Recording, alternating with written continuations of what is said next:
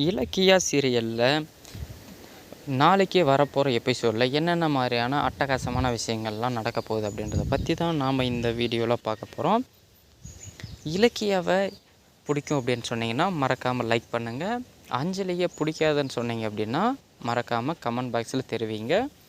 அதுக்கு தகுந்த மாதிரி நானும் ரெஸ்பான்சிபிள் பண்ணுறேன். ஓகே, இப்போ வாங்க வீடியோவுக்குள்ளே போகலாம்.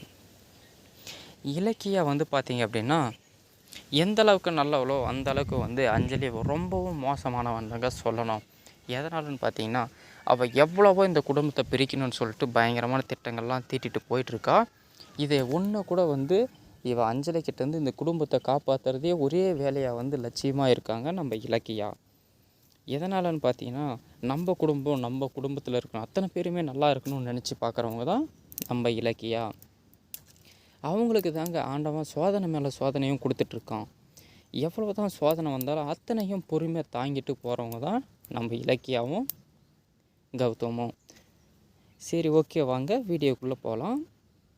இலக்கியா அஞ்சலி பார்த்திங்க அப்படின்னா கர்ப்பமாக இல்லைன்ற விஷயத்த நம்ம கார்த்திகை தெரிஞ்சுக்கிட்டாருங்க. தெரிஞ்சுக்கிட்டு சும்மா இருக்காமல், இதுக்கு மேலேயும் நான் உன்னை விட்டு வச்சுருந்தா இது என் குடும்பத்துக்கு தான் கேடு, இனிமேல் நீ எனக்கு தேவையில்லை அப்படின்னு சொல்லிவிட்டு அவளை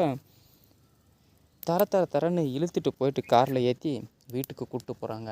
கூப்பிட்டு போயிட்டு அவங்க அம்மா ஜானகி, அவங்க அண்ணா கௌதம், இலக்கியா, அவங்க ஃபேமிலி மெம்பர்ஸ் அத்தனை பேரையும் வர வச்சு மொத்த பேர் முன்னாடியும் நம்ம கார்த்திக் பார்த்திங்க அப்படின்னா மொத்த உண்மையும் புட்டு வச்சிடுறாருங்க.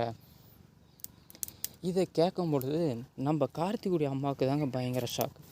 இந்த சந்தோஷம் நீடித்து ஒரு 3 நாள் கூட ஆகலை, அதுக்குள்ளேயே இந்த அளவுக்கு பிட்டலாட்டம் பண்ணுறாளாவ, உன்னை எந்த அளவுக்கு நான் நம்பினேன் அஞ்சலி அப்படின்னு சொல்லிட்டு பயங்கரமாக பேசிகிட்ருக்காங்க.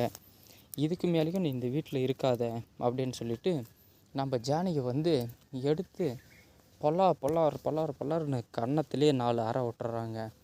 இதை கேட்ட உடனே பார்த்தீங்க அப்படின்னா நம்ம கௌதம் இதை பார்க்கும் பொழுது இதுக்கு மேலேயும் அடிக்காதீங்க, போதும், அவள் 1000 தான் தப்பு பண்ணியிருந்தாலும் ஒரு பொண்ணு மேலே கை வைக்கிறது தப்பு அப்படின்னு சொல்லிட்டு இந்த டைமில் நம்ம கௌதம் பார்த்திங்கன்னா அறிவுரை சொல்லிகிட்டு இருக்காருங்க. இதுலேருந்தே தெரிஞ்சுக்கணுங்க நம்ம கௌதமும் இலக்கியம் எந்த அளவுக்கு நல்லவங்க அப்படின்னு சொல்லிட்டு. அஞ்சலி அந்த அளவுக்கு அடியை வாங்கின பிறகும் பார்த்திங்க அப்படின்னா நம்ம ஜானகி அம்மா காலில் விழுந்து மன்னிப்பு கேட்குறாங்க.